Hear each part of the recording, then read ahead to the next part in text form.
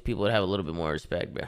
So Zoomaa, of course, had a response to all that stuff. I was kind of, disappointed that Zoomaa couldn't see eye to eye with Ben on anything he said, right? I think that there's, although Zoomaa was frustrated with some of the ways that Ben said those things, and I get it, right? Ben's not perfect, obviously, but, everyone has their flaws. But I do tend to think that Ben has the best interest of the improvement of the show at heart. And let's not forget, in the early days, right, it was, Zoomaa and Ben, the flank, like it was their show together. And, those are some of the fondest memories I have of the show, was of those two reviewing the games, and then they'd bring in pros of the call, and that was great stuff. Now, is that necessarily the way to improve the show over time? Not necessarily. And I think what they've done, bringing on other co-hosts, has created some very entertaining discussions. But it's not always the case. It is still, nonetheless, can be at times at the very least, a very disorganized call of just, absolute chaos happening at the majority of the time, and, especially when X is involved. And for people that say that there aren't things to talk about, like, I always think that there are, and I saw this nice comment here, I thought, or at least nice idea, some candy nipples on the Reddit,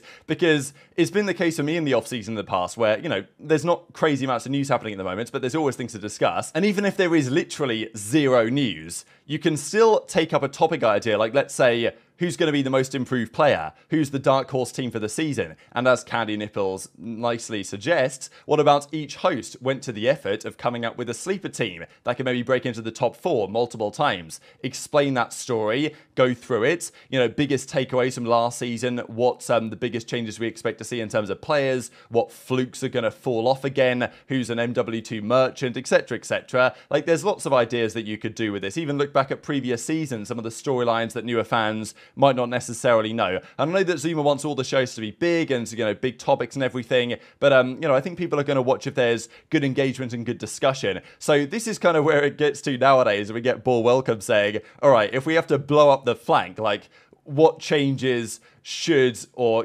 could potentially be made? Because I think discussions between these 4 guys plus Octane, and Octane has a lot to bring to the show as well, I think, can be really good and informative and entertaining if they are structured well. And maybe Ben has his ideas on how he wants to do it, whether he wants it to be like a first take type thing or whatever. I'm sure that there's, disagreements there, how Zoomaa perceives the show, how Ben perceives the show. But I totally get his perspective that if things don't change and if things continue as they are, the show will just continue to be the same, disorganized call going into next season as well, and nothing's really going to, maybe improve as some people would like to see it. Does that mean that X has to go? Not necessarily, but, as I said, I do miss the days where it was Zoomaa and Ben plus others, especially for the kind of daily watch parties and the post-match flanks. I think that for like these shows where, let's say it's like a one-off show reacting to roster moves, it makes sense to have multiple co-hosts. But I don't know, I think there's maybe a better balance that could be found there for all parties involved. So some quite spicy words really said